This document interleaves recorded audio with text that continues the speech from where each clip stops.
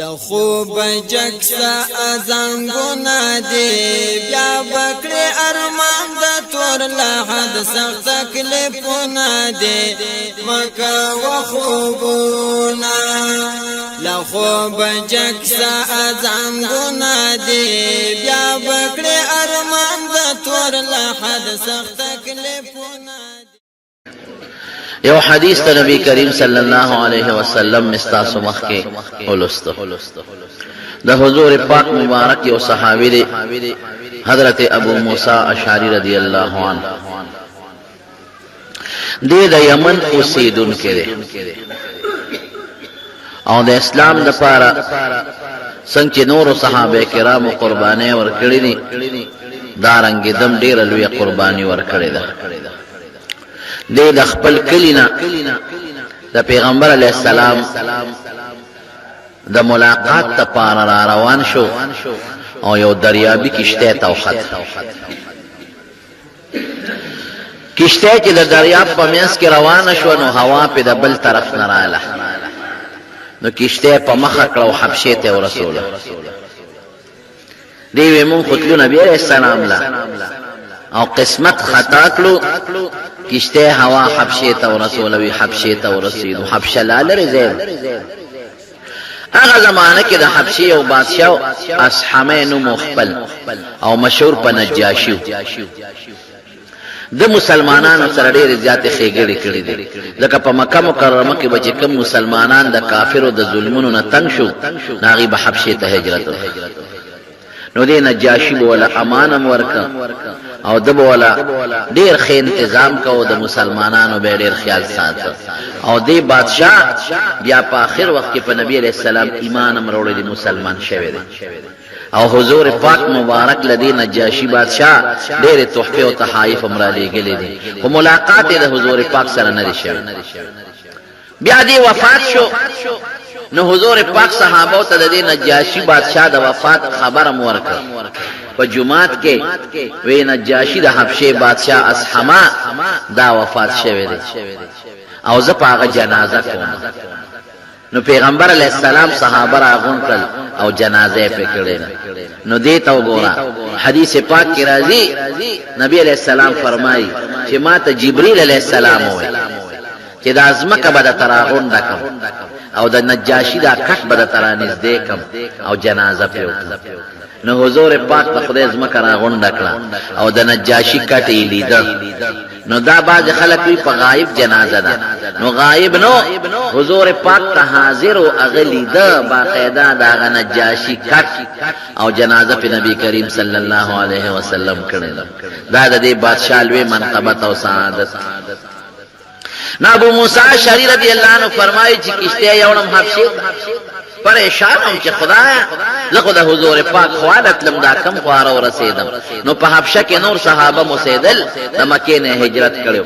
چې پاره کې د حضور پاک تر حضرت جعفر رضی الله عنه ویغی سره سیدم داغوی نم ایمانم زکا دین ممتز دکا او چې پیغمبر علیہ السلام وتکم اعمال خولو اغم ممتز دکلا نو بیا په بلی کشته کې سوار شو نو مدینه شریفه ته ورسېدو وی دا هغه وختو چې پیغمبر علیہ السلام خیبر فتح کړو او ما هجری و نو د دې وجه حضرت ابو موسی رضی الله عنه ته خلق ذل هجرتین وای چې د دوه هجرتونه کړي یو هجرت حبشه ته او بل هجرت مدینه منوره نو حضور پاک راته فرمائے الا ادلک علی کنز من کنوز الجنه ابو موسی د جنت د خزانو یو خزانه د لندر کو فقلت ما اوتی بلا ولنا یا رسول الله لا خزانه را لراک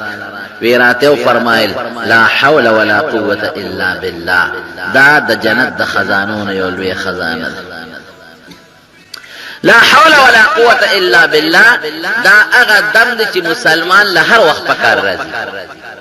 او د مسلمان هر مشکل خدای په دې دم ختمي ډېر خلک پریشان دي یاره جی ما ته خو لویه پریشانی ده دې سره څوکم د هغې دپاره دا دم دی ډېر خلک وایي بچي مې نشته څوکم دی دم دی ډېر خلک وایي مال مې نشته برکت پکې نشته دی دم دی ډېر خلک وایي قرضدار زما قرضه به خلاصه شي لا حول ولا قوة الا بالله دی دم دی ډېر خلک وایي بې نیکۍ ته مې توجه نشته او شیطان په مخه کړی لا حول ولا قوة الا بالله دم دی ډېر خلک وایي بې کسه بې سوکه هېڅ یار و مددګار مې نشته خلک را باندې ظلمونه کوي لا حول ولا قوة الا بالله دم دی قسم دې د دې نه مضبوط او بهترین دم بل نشته خو که سړی د دې د وینا په وخت کې د خیال وساتي او په الله مضبوط عقیده وساتي دا زه نه ویم حضور پاک فرمایي د دواړو جهانو سردار فرمایي په بیهقي شریف کې حدیث دی او حضرت ابو هريره رضی الله عنه تا نبی علیہ السلام نے نقل کی حضرت ابو هريره فرمائی کہ حضور پاک کو فرمائے قال رسول الله صلی الله علیہ وسلم لا حول ولا قوة الا بالله دواء من 99 داء ویداد یو کم سلو بیمارو علاج دا یو کم سلو بیمارو دارو دی دارو ایسروها الهم وی پټولو کې راکوټي بیماری هغه پریشانی ده چې انسان ته دا غیر سبب نه معلوم نن سبا خو ټینشن وته وي او پریشانی وته وي په پریشانی کې څومره خلک مبتلا دي څوک د مال په پریشانی کې مبتلا دي څوک د رشتو په پریشانی کې مبتلا دي چې زما دا بچي او زما د زامن لونو د خیزه کې رشتي وشي دا لري خبره څوک د حج او د عمرې په طلب کې پریشان دي څوک د خپل رشتې په طلب کې پریشان دي څوک د بیماری په طلب په شفا کې پریشان دي چاته کور کې جګړې دي پاغې کې پریشان دي څوک یې وزرې دي پریشان دي چاته د مقدمو پریشانی ده دا د دې دا وی راکوټي مرض دی دا وکم سل غټ مرزونه دي دا پریشانی ورکوټي مرض دی لا حول ولا قوة الا بالله دا غي د پاره علاج او معنی څه ده معنا باندې ځان کوی کې معنی خپل حضور پاک یو صحابی د عبد الله ابن مسعود رضی الله عنه یو کتاب د حدیث مسند د بازار وته وای باغی کې دا حدیث نقل شوی عبد الله ابن مسعود رضی الله عنه د نبی علیہ السلام نه تاسو ته بلکې حضور پاک وته فرمای وی اتدری تفسیرها وی لا حول ولا قوة الا بالله په معنا کویږي عبد الله ابن مسعود ورتوي الله ورسوله اعلم الله ورسول ته پته ده ما ته په معنا نه معلوم نو حضور پاک وتر دې معنا په خپل بیان ولا حول عن المعصيه الا بعصمه الله ده هر ګنانا بچ کېدل به د الله تعالی په توفیق نه کېږي ګنانا پریشانه نه تکلیف نه درد نه او هر قسمه ټینشنونو نه به د پروردگار د ذات نه بس بچ کول شته نه دی یو معنا ولا قوه على الطاعه لا قوه على العباده لا قوة على عمل لا قوة على الطاعة الا بعون الله او چې هر کار کې تابعداري د خدای کې یا د دنیا یو کاروبار مثلا کې نو په دې طاقت کې درکې څوک بدل کوي الله دې باندې شو دا لا حول ولا قوة الا بالله معنا او دا حقیقت دی قسم دې داسې ځای کې بګیر شي چې اس په دې څوک نشي خلاصولې څوک به خلاصي یا الله حضرت ابراهيم عليه السلام ته ګوره اورته وګورئ نمرود وته اور بل کړي د نمرود دومره اورې بل کړي چې په هوا کې مارغه په پاسه نشي الوته دا سه اور دی نږدې ولا څوک نشي راتلی په دې چل نه پويږي چې د ابراهيم عليه السلام په کې څنګه وغورځو په دې چل نه پويږي ځکه کدی غورځاو نو خو مونږ به غورځاو نو چې مونږ ورنږدې کېږو خدا اورم سوځي دې سره سو دومره خطرناک اور یو میاش لګیا دي خلک او اور وروړي او خشاکونه وروړي او لرګي وروړي او میدان ډک بل کړي د اورنا په چل نه پويږي چې زسو په دې طریقو چل نه وردی او فرشتي پریشان فرشتي الله ته درخواست کوي پروردگارا منسوکو مونږ ته حکم وکړه پروردگار ستا هغه بنده چې نن پټول ازمکه کې د قیاو تامنی بل څوک نشتا نو ټول مشرکان شرک کوي د قیاو بنده چې هغه تامنی او هغه نن اور ته ورزول کېږي او دونه خطرناک اور الله مدد وکړي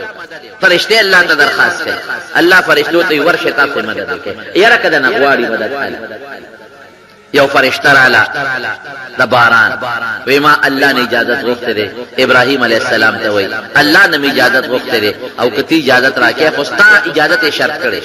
کستا خوخی نو اوس به یو سات سره ورید راولم او باران به دومره وکم چې دا ټول اور به په ملکم ختم بشي کستا خوخی وینا زه خدا نه ویم